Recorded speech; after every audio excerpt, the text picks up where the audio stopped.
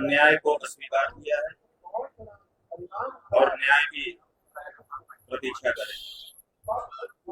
बंधुओं, आज शब्द साथ नहीं दे रहे हैं और स्वर बोझिल है। प्रयाग की इस पवित्र धरती पर हम आध्यात्मिक शांति की कामना लेकर के आते हैं, लेकिन आज यहाँ से एक ऐसी रिक्तता और भारी मन लेकर लौटना पड़ रहा है जिसकी हमने कभी कल्पना नहीं की।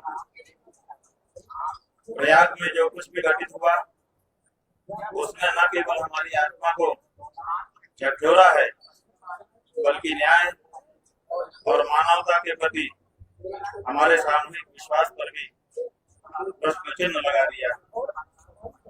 संगम की इन लहरों में स्नान करना केवल एक धार्मिक क्रिया नहीं, बल्कि अंतरात्मा की संतृप्ति का एक मार्ग भी है।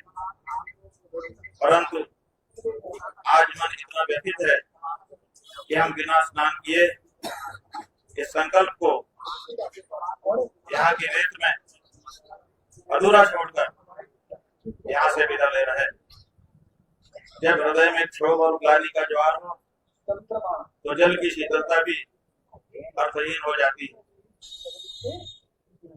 हम प्रेस के अपने बंधुओं के माध्यम से समाज, विशेष करके हमारा सनातनी समाज, सनातन धर्म के अनुयायी और कुंभ मेला प्राधिकरण और उत्तर प्रदेश शासन तक यह बात पहुंचाना चाहते हैं कि न्याय की प्रतीक्षा कभी समाप्त नहीं होती।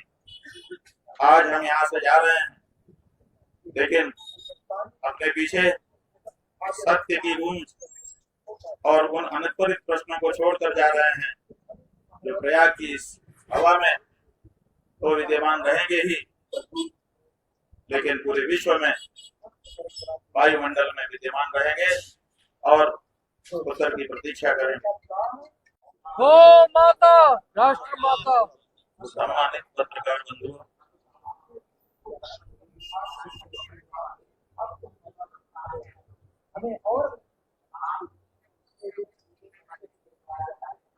हमने अन्याय को अस्वीकार किया है और न्याय की प्रतीक्षा करें। बंधुओं, आज शब्द साथ नहीं दे रहे हैं और स्वर बोझिल है। प्रयाग की इस पवित्र धरती पर हम आध्यात्मिक शांति की कामना लेकर के आते हैं, लेकिन आज यहाँ से एक ऐसी रिक्तता और भारी मन लेकर लौटना पड़ रहा है जिसकी हमने कभी कल्पना नहीं की। प्रयाग में जो कुछ भी घटित हुआ उसने न केवल हमारी आत्मा को झकझोरा है, बल्कि न्याय और मानवता के प्रति हमारे सामूहिक विश्वास पर भी प्रश्न चिन्ह लगा दिया। संगम की इन लहरों में स्नान करना केवल एक धार्मिक क्रिया नहीं, बल्कि अंतरात्मा की संतृप्ति का एक मार्ग भी है। परंतु आज मन इतना व्यथित है कि हम बिना स्नान किए इस संकल्प को यहाँ की रेत में अधूरा छोड़कर यहाँ से विदा ले रहे। जब हृदय में क्षोभ और ग्लानि का ज्वार हो तो जल की शीतलता भी अर्थहीन हो जाती है।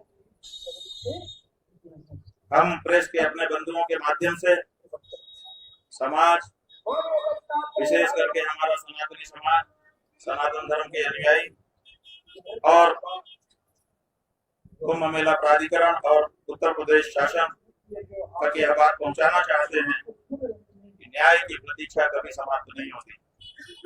आज हम यहाँ से जा रहे हैं, लेकिन अपने पीछे सत्य की गूंज और उन अनुत्तरित प्रश्नों को छोड़कर जा रहे हैं जो प्रयाग की इस हवा में तो विद्यमान रहेंगे ही, लेकिन पूरे विश्व में वायुमंडल में विद्यमान रहेंगे और उत्तर की प्रतीक्षा करेंगे। हाँ? बात यह है कि हम जाने वाले हैं कि नहीं जाने वाले हैं। हमने कहा था हम निर्णय करेंगे, हमने किया, इसमें दूसरा कोई क्या बता सकता है। प्रशासन और सरकार ने जो प्रस्ताव भेजा, आप बताइए, वो हमको सुविधा दे रहे हैं कि आपको हम पालकी में ले जाके ना लाएंगे। क्यों लेना होगे? जब हम पालकी में तुम्हारी तरफ से जाना गलत था तो क्यों ले जाओगे? और दूसरे हम आगे के लिए चारों शंकराचार्यों की एसओपी बनाते हैं। तो जब तुम ये बना सकते थे तो तुमने पहले क्यों नहीं किया? और जो मारपीट किया है, जो अपमान किया है, उसके बारे में एक शब्द नहीं। इसका मतलब कि मारपीट करवा के बच्चों का हम माहौल बनाएं और अपने सुविधा ले लें। ये हमारी अंतरात्मा पर कितनी बड़ी चोट वो पहुंचा रहे हैं अपने प्रस्ताव से। क्या इस प्रस्ताव को कोई भी चेतनावान व्यक्ति स्वीकार कर सकता था?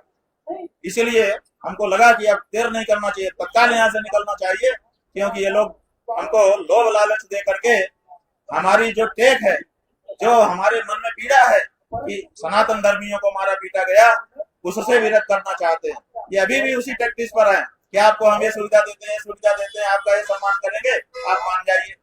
अरे जो आपने पाप किया है उसका क्या होगा? तो इसीलिए हमने कहा था कि हम एक दिन पहले बताएंगे। बिल्कुल, आप इस दृष्टि से अगर कह रहे हैं तो ठीक है, लेकिन हमको लगा कि अब यहाँ पर रहना ठीक नहीं है। इनकी नीयत अभी भी पछतावे की नहीं है, इनकी नीयत अभी भी अपने अपराध को स्वीकार करने की नहीं है। अभी भी ये अपनी अकड़ पे ही रहना चाहते हैं, केवल सरकारी रेवड़ी बांट करके ये हमको अपने जाल में फंसाना चाहते हैं। और इसीलिए हमने निर्णय लिया कि अब हम यहाँ से निकल जाएं। इसलिए अब यहाँ पर हमारा प्रस्थान सुनिश्चित किया।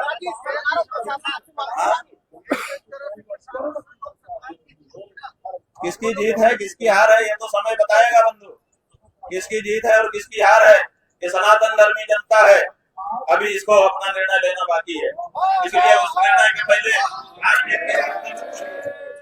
हार जीत की घोषणा होगी। सनातनी जब निर्णय लेगा तब घोषणा होगी कि हमारा कौन जीता। सरकार आपसे माफी नहीं मांगी, प्रशासन माफी नहीं मांगा? कहाँ मांगा?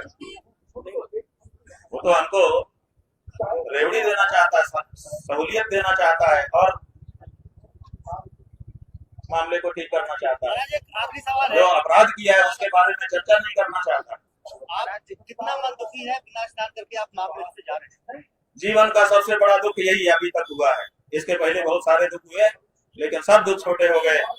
ये जो प्रयाग की धरती पर दुख मिला उत्तर प्रदेश की सरकार के द्वारा और सीधे आदित्य योगीनाथ, क्या नाम है, योगी आदित्यनाथ के द्वारा, ये सबसे बड़ा दुख सनातन धर्मियों को हो गया। अब इस दुख का की भरपाई पता नहीं कौन नेता आएगा और कौन सी पार्टी आएगी वो करेगी, ये तो समय ही बताएगा।